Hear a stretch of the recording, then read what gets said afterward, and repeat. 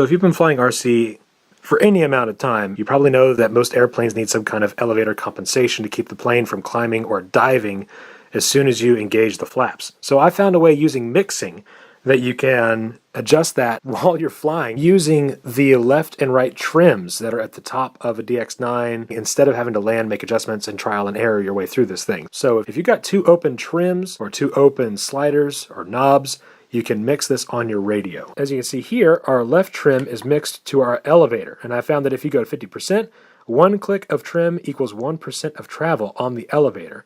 And also if it's a positive 50 and not a negative 50, then it's the same direction as you'd pull the stick. I've activated switch D in the 1 position, which is my takeoff flaps, and that's the only time that this left trim is going to work. So I'll go ahead and start clicking this left trim. I'm at takeoff flaps, and one click is 1% travel, right?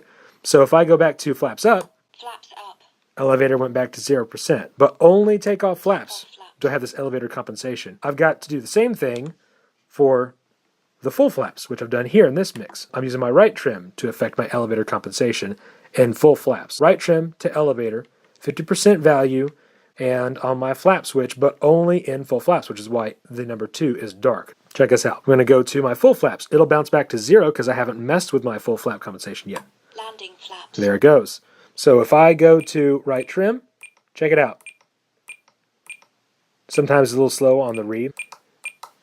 1% for each click. And I've used this doing a maiden flight for someone else's plane. I do it with my jets, and it takes a load off knowing that I can mess with that elevator compensation in flight and not have any scary landing. So there's probably a better way to do this, but this is what I found works best for me. If there's a better way, please, someone post a link to it. But I hope this saves somebody some trouble. Now, these mixes are really just to aid in finding the elevator compensation for flaps that you need while you're on your maiden flight or something like that. Once you have these values, which you can get from the elevator section of the monitor page, then go ahead and plug these in the flap system page on your transmitter.